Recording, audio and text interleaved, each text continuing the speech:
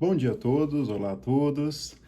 Estou hoje aqui a convite lá dos trabalhadores do Núcleo Espírita Luzita Pedroso, especialmente a convite da Thaís e da Aglaê, as quais cumprimento nesse instante, estendendo meus cumprimentos aos demais amigos do Núcleo Espírita.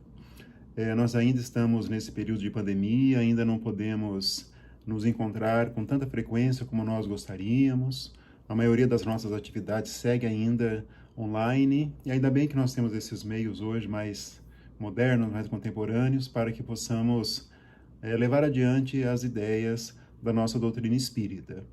Então, o nosso tema de reflexão de hoje é sobre pensamento e doutrina espírita. Então, nós escolhemos esse tema porque acreditamos que um dos grandes pilares da doutrina espírita é a mudança comportamental. Então, nós vamos fazer hoje uma breve reflexão de um tema que é bastante profundo, que é bastante complexo, mas, ao mesmo tempo, é um tema que está presente nas nossas vidas, na nossa realidade atual. Então, nós vamos relembrar que quando o nosso codificador Allan Kardec, ele extraiu daquelas pesquisas que ele vinha fazendo, daqueles fenômenos de movimentação de objetos, movimentação de mesas, aqueles fenômenos que não havia uma explicação ainda completa, uma explicação racional que pudesse satisfazer aos anseios científicos daquele século XIX, meados do século XIX. Nós sabemos que vários pesquisadores se debruçaram sobre esses fenômenos que ocorriam principalmente ali na Europa, mas não só. Mas foi um deles que acabou extraindo uma doutrina do estudo desses fenômenos, que é a doutrina espírita, e este pesquisador é o nosso codificador Allan Kardec. Então, Kardec, ele viu que, à medida que os seus estudos se desenvolviam em relação a esses fenômenos, ele foi criando um roteiro de trabalho e foi ali organizando as suas conclusões que vinham das suas observações. Então, nós podemos imaginar o codificador naquelas reuniões mediúnicas lá, daquele início, com movimentação de objetos, com vários fenômenos ainda não explicados, mas à medida que as observações elas iam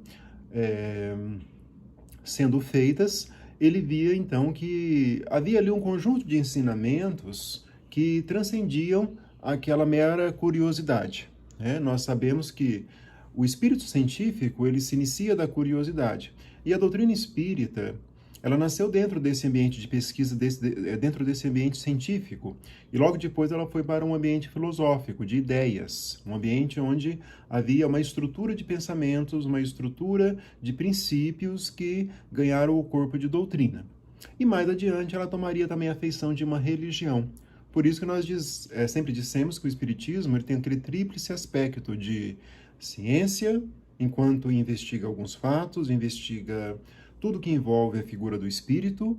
Ele também é uma filosofia, no sentido que é um conjunto de conhecimentos que tem um encadeamento de ideias, e ele é uma religião, porque a proposta da doutrina é uma conexão profunda com Deus, com o nosso Criador, e ao mesmo tempo trazendo para nós a noção da lei divina que procede da divindade. Então, esse é o tríplice aspecto da doutrina espírita. Mas à medida que os fatos foram, então, sendo investigados, sendo descobertos, o codificador ele alcançou um raciocínio bastante interessante, porque ele acabou descobrindo que a doutrina ela tem um aspecto profundamente comportamental. Então, o que isso significa? Que ela impacta o nosso modo de ser. Ele descobriu vários princípios, como, por exemplo, a imortalidade da alma, a questão mesmo de Deus, do nosso Criador.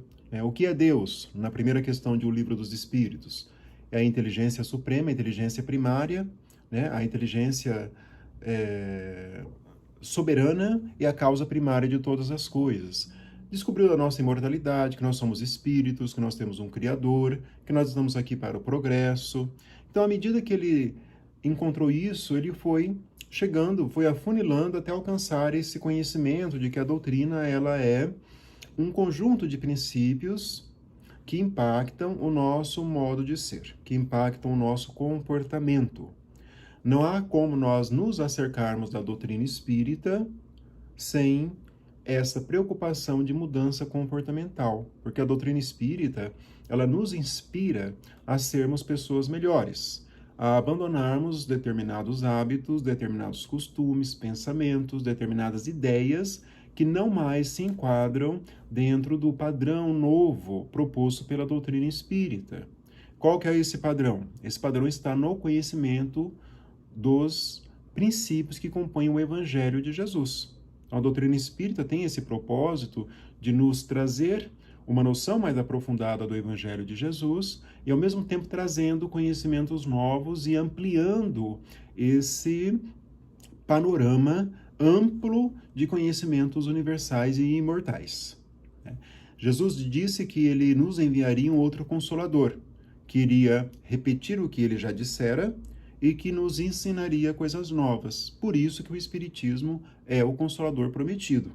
Porque ele veio o quê? Repetir o que Jesus já havia dito e veio nos ensinar coisas novas. Então, por exemplo, Jesus não pôde falar abertamente ou desenvolver a reencarnação.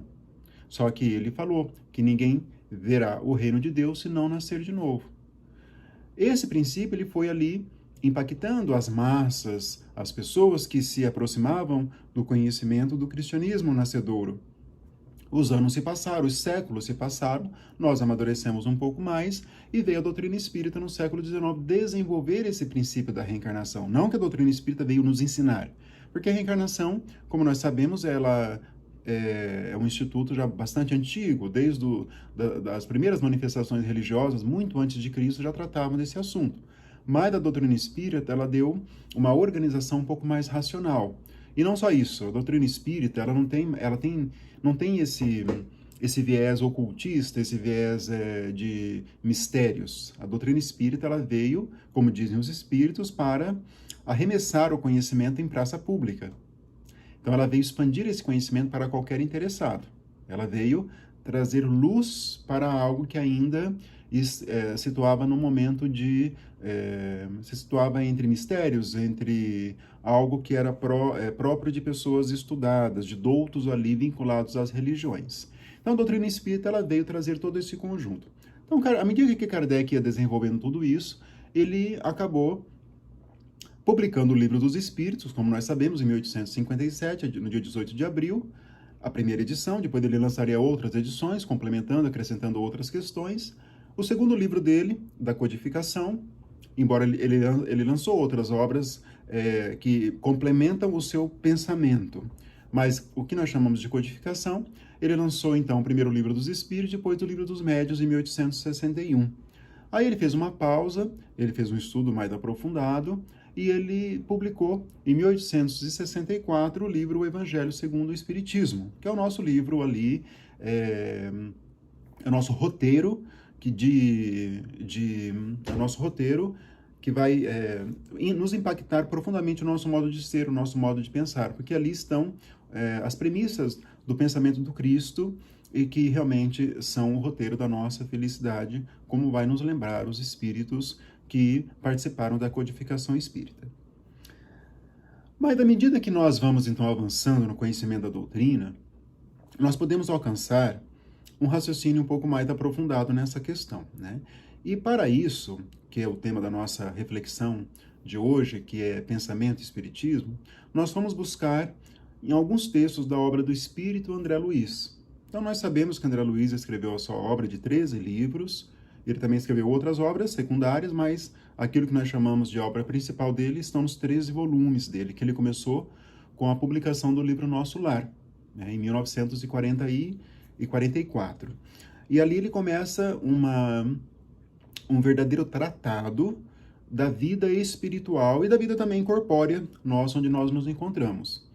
Mas o interessante ali, nesse ponto que eu quero destacar hoje, é a questão de como os benfeitores que participam de toda a obra dele, quem vai lembrar, quem já leu as obras, quem já leu uma ou outra obra, ou quem está se abeirando do Espiritismo e que está nos assistindo, deve saber que André Luiz, na verdade, como diz o Emmanuel, ele é um repórter do plano espiritual. Então ele vai ali nos trazendo algumas informações a partir o quê? De contatos que ele tem com benfeitores, principalmente de benfeitores do plano espiritual mais próximo aqui da Terra. Mas o que nos chama a atenção é como que esses benfeitores colocam a questão do pensamento ali como uma pedra de toque das nossas preocupações. Que nós temos que ter uma certa preocupação com o pensamento. Porque sabemos que a doutrina espírita, ela tem essa relevância na área comportamental. Mas tudo que envolve comportamento nasce aonde primeiro? Nasce no pensamento. Então nós temos que cuidar do pensamento para que nós possamos ter bons comportamentos. Se nós não cuidarmos da nascente, nós não teremos uma água pura. Então, este é o resumo ali muito pobre das ideias dos benfeitores espirituais. Nós separamos alguns pequenos trechos aqui que nós vamos lendo e vamos fazendo alguns comentários, né? Então, lá no Nosso Lar, na obra Nosso Lar, a certa altura, André Luiz ele vai participar de uma palestra lá no Nosso Lar, no plano espiritual. Ele está desencarnado, está lá conhecendo a rotina, os costumes de uma colônia espiritual, e ele está então nos trazendo algumas informações dos dias que ele está passando por lá, que ele está ali acordando para a realidade dele, né? E ele vai em certo dia participar de uma palestra e que vai ser ministrada pela benfeitora veneranda, a ministra veneranda. A ministra é uma das ministras ali ligadas ao Ministério da Regeneração. E pasmem vocês que o primeiro tema tratado ali é sobre o pensamento. Então, vocês vejam que não é nada por acaso, né? Nos livros espíritas sérios não existe o acaso. Tudo que ali é escrito tem um propósito voltado para o nosso aperfeiçoamento moral. Então, dentro dessa ideia, partindo do pressuposto que toda a obra do André Luiz, existem inúmeras transcrições de ensinamentos dos benfeitores espirituais, nós vamos percebendo que, se ele inaugura esse roteiro de palestras sobre o pensamento, é porque isso tem um propósito. Então, nós vamos focar um pouco hoje na fala da ministra sobre essa questão do pensamento para nós, né? André Luiz, ele transcreve ali uma parte da palestra e eu vou falar alguns poucos pensamentos aqui da ministra. Então, ela começa dizendo assim: o pensamento é a base das relações espirituais dos seres entre si. Mas não olvidemos que somos milhões de almas dentro do universo, algo insubmissas ainda às leis universais. Somos milhões e milhões de bilhões e bilhões e bilhões de criaturas. Porque, segundo a doutrina espírita, todos os planetas são habitados. Ainda que nós não temos ainda um contato, ainda que nós não temos uma ideia muito exata como isso se dá. Mas nós temos essa certeza de que todos os planetas são habitados. Consequentemente, existem milhões de espíritos. E nós que nos encontramos em um planeta de provas e expiações, ou seja, nós somos espíritos ainda mais próximos do nosso princípio, como dizem os espíritos, no livro dos espíritos, do que ainda próximo dos nossos amigos, dos nossos irmãos mais velhos. Consequentemente, nós estamos em um conflito na compreensão da lei divina. Kardec relacionou as leis divinas no livro dos Espíritos, onde o núcleo está na lei do amor. Nós já temos esse conhecimento, Jesus veio trazer esse núcleo e outros desdobramentos, mas nós ainda estamos com dificuldade em internalizar esse conhecimento. Mas aonde que nós vamos internalizar, se não no nosso pensamento, né? O que é o pensamento? O pensamento é aquilo que brota da nossa consciência, é aquilo que está dentro de nós. O pensamento são conjuntos de ideias, é aquilo que nós trazemos dentro do nosso íntimo, né? Nós temos o quê? Pensamentos e sentimentos. Né? Os sentimentos é aquilo que nos enobrecem. E o pensamento são as construções do nosso intelecto, do nosso espírito, propriamente dito. E o pensamento, como diz a ministra, está na base das relações espirituais, né? Os grandes instrutores da humanidade carnal, prossegue a ministra, ensinam princípios divinos, expõem verdades eternas e profundas nos círculos do globo. Então, nós temos grandes benfeitores que nos ensinam. A doutrina espírita ela é realmente muito muito pródiga de benfeitores espirituais, né? Nós temos aí Emmanuel com vários livros, pelo médium Chico Xavier, Joana de Ângeles, pelo médium Divaldo Pereira Franco, Camilo, pelo médium Raul Teixeira, e temos muitos outros espíritos que nos auxiliam, são benfeitores da humanidade, sejam os ligados à doutrina ou ligados a outros movimentos religiosos intelectuais. Mas tudo que enobrece a humanidade vem do alto, vem de Deus, né? Aí ela tem uma advertência em relação a isso. Em geral, porém, nas atividades terrenas, recebemos notícias dessas leis, das leis divinas, por meio do quê? Das leituras, dos textos, dos estudos que nós fazemos. Nós temos acesso a essas leis divinas, sem nos submetermos a elas. E tomamos conhecimento dessas verdades sem lhes consagrarmos nossas vidas. Olha a ideia, nós temos conhecimento, temos belos textos, belos livros, sabemos que o bem, a prática do bem, está como roteiro essencial da nossa felicidade, o perdão como base ali dos ensinamentos cristãos, e tudo isso compõe esse conjunto de leis divinas. Mas será que nós estamos consagrando, olha o verbo que a ministra usa, consagrando as nossas existências ao conhecimento e ao cumprimento dessas leis? Cada um que me assiste faça essa reflexão, né? O que eu posso fazer para me melhorar como ser humano, como pessoa? Porque nós sabemos que o aperfeiçoamento do espírito, ele passa por um melhoramento nosso. Ninguém vai se aperfeiçoar como espírito sem aniquilar os defeitos morais que ainda nós guardamos dentro de nós. Isso é incompatível. Não adianta nós só verbalizarmos amor, compreensão, perdão, se nós não tivermos um esforço na prática de tudo isso. E a ministra vai além, né? Ela fala que nós devemos consagrar as nossas vidas às leis divinas. Mas por que ela fala isso?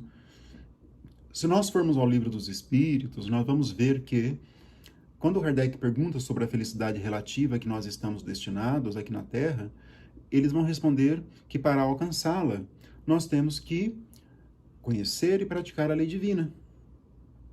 A nossa noção de felicidade passa por isso. Por mais que nós estamos construindo uma noção de felicidade, que nós temos e que são respeitáveis, nós e todas as pessoas, porque nós estamos aqui para construir a nossa felicidade. Eu costumo falar que todos nós queremos ser felizes, isso é do ser humano desde sempre, desde sempre.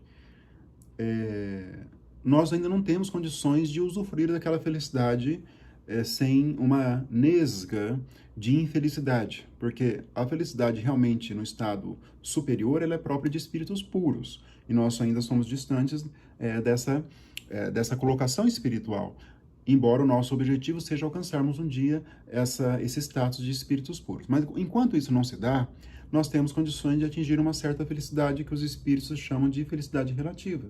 Mas o alcançar essa felicidade relativa está na compreensão e no esforço nosso de conhecermos e de praticarmos as leis divinas. Então, esta deve ser a preocupação de nós espíritas cristãos, né? Nós não alcançaremos patamares evolutivos significativos se nós não introjetarmos em nosso íntimo essas noções de lei divina. Então, isso é muito importante para todos nós, né? Não adianta nós irmos a um centro espírita, nós assistirmos a palestra, tomarmos passe, ou então até lermos livros espíritas, estudos, se nós não tivermos a preocupação de sermos pessoas melhores, de difundirmos boas ideias onde nós nos encontrarmos, de calar aqueles ímpetos de falarmos mal de outras pessoas, aqueles ímpetos de preguiça, aqueles ímpetos de maldade que todos nós ainda trazemos, e às vezes isso nos está tão impregnado que nós temos até uma dificuldade de identificar isso em nosso comportamento. Então é fundamental que nós tenhamos essa preocupação de conhecermos as leis divinas e de colocarmos em prática em nossos dia a dia, né? Ainda prossegue a ministra: somos admitidos aos cursos de espiritualização nas diversas escolas religiosas do mundo, mas com frequência agimos exclusivamente no terreno das afirmativas verbais. Então, todas as escolas, todas as religiões, elas trazem algo de bom para aquele que realmente o deseja. Mas a maioria de nós ainda está no campo, segundo a ministra, das afirmativas verbais, o que é muito pouco. Isso é muito superficial. Nós podemos imaginar um lago profundo com alguns metros de profundidade. Quando nós compararmos essas figuras com o conhecimento espírita, nós podemos dizer que, se nós só falarmos sobre isso, nós estaremos na superfície. Nós não teremos aprofundado. Então, esse aprofundamento passa por uma vivência desses postulados, né? Todos sabemos que o pensamento é força essencial, mas não admitimos nossa milenária viciação no desvio dessa força. O pensamento é uma força, porque o pensamento ele não é só um fenômeno de reflexão que fica no nosso íntimo. A doutrina espírita vai nos ensinar que o pensamento ele se projeta para fora. Nós sabemos que nós estamos imersos em fluidos e que nós temos o nosso corpo fluídico, que é o perispírito. E principalmente pela obra do espírito André Luiz, nós vamos ver a chamada matéria mental, que nada mais é do que a projeção dos nossos pensamentos para o ambiente onde nós nos encontramos. Tudo que nós pensamos se projeta por meio de matéria mental. Ele chama de matéria mental, depois de formas pensamento. Tá? Quando nós desejamos o bem e alimentamos isso, nós vamos projetando formas de pensamento benignas que vão até impactando positivamente o nosso ambiente e as pessoas onde nós nos encontramos. Onde nós nos encontrarmos. Se nós tivermos ideias perniciosas, nós vamos projetando matéria mental escura, matéria mental perniciosa, que vai o quê? Poluindo o nosso ambiente. Então vocês vejam que a questão do pensamento não é só uma questão íntima e interna. Ela está profundamente conectada com o ambiente, com os nossos irmãos, com as pessoas com as quais nós temos contato. E esse é mais um dos motivos que nós temos que ter essa guarda, essa vigilância em relação àquilo que nós pensamos, né? Mais uma vez recorremos aos ensinamentos de Jesus, quando ele disse que nós temos que orar e temos que vigiar. O orar para nos conectar com o alto, para recebermos o influxo da divindade, de Jesus, dos espíritos benfeitores. E a vigilância está no trabalho que nós temos que fazer. Nada nos virá de graça. Quando a ministra fala que o pensamento ele é uma força essencial, mas nós temos uma milenária viciação. Significa que o nosso espírito está ainda nas transmigrações, passando de corpo em corpo, mas nós temos viciações que nos representam o que? Os defeitos morais, o nosso orgulho, o nosso egoísmo, a nossa vaidade, a nossa preguiça, a nossa indisposição para deixarmos a nossa zona de conforto e partirmos para voos espirituais mais significativos.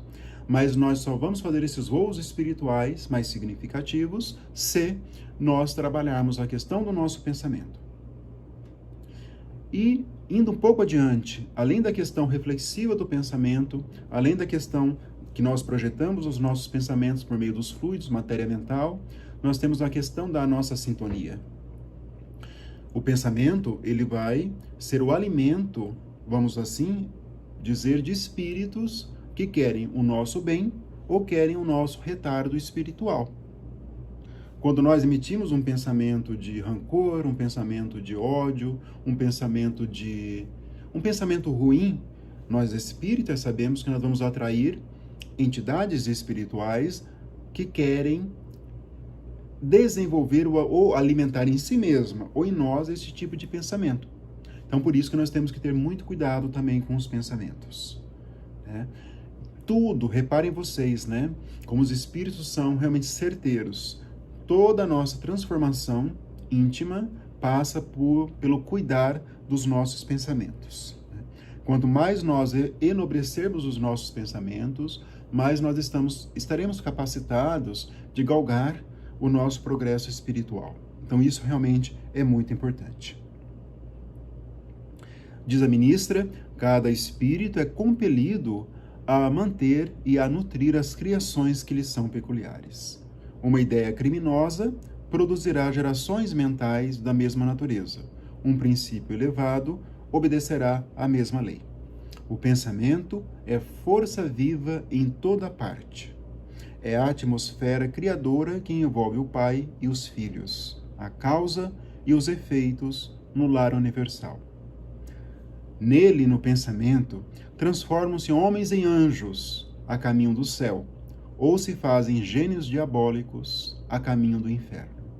O pensamento, em si, é a base de todas as mensagens silenciosas da ideia, nos maravilhosos planos da intuição entre os seres de toda a espécie. A intuição é aquilo que nós recebemos, seja dos encarnados, quando nós recebemos a influência, mas principalmente dos desencarnados. Então, a intuição, ela aparece como algo que nós temos que fazer.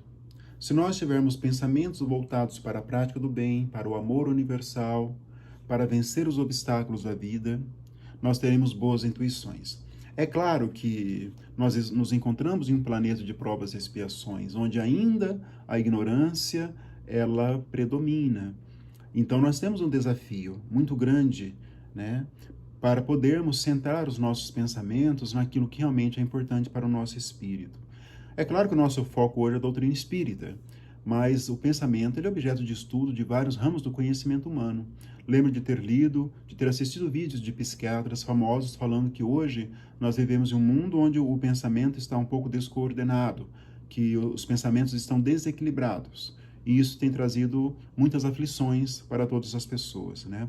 O chamado pensamento acelerado, que muitas pessoas têm, é um sinal de que nós temos hoje uma necessidade de nos conhecer a nós mesmos, de saber do porquê que nós nos encontramos aqui, das dificuldades da vida, e entendermos que nós somos espíritos destinados à felicidade.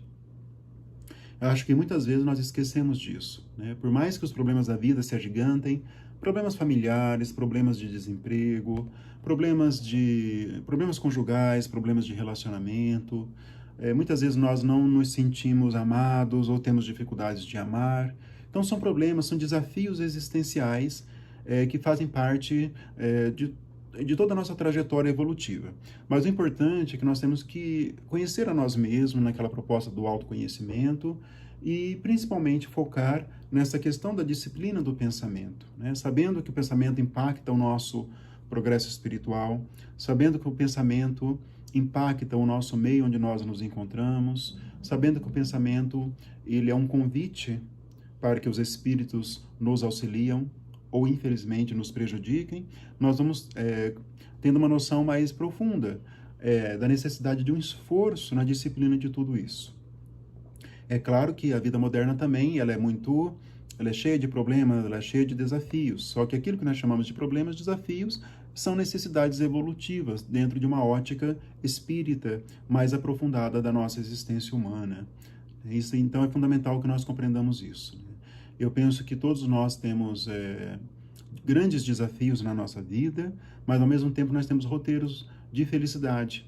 E o roteiro é que nós temos que percorrer, né? Os espíritos não vão entrar na nossa vida para fazer aquilo que cabe a nós. Jesus mesmo não se propôs a interferir de maneira a anular o nosso livre-arbítrio, porque isso iria contra as leis divinas, né? Nós temos a faculdade de agir, e que esse agir passa pela noção de um pensamento mais disciplinado. E um pensamento disciplinado na prática do bem, ele será o nosso roteiro de felicidade. É fundamental que nós compreendamos tudo isso, né? Nós estamos imersos em fluidos, nós sabemos. André Luiz, lá no livro Evolução em Dois Mundos, vai falar que, de uma maneira poética, que o hálito divino, o pensamento de Deus, ele impregna toda a criação, todo o universo que nós conhecemos.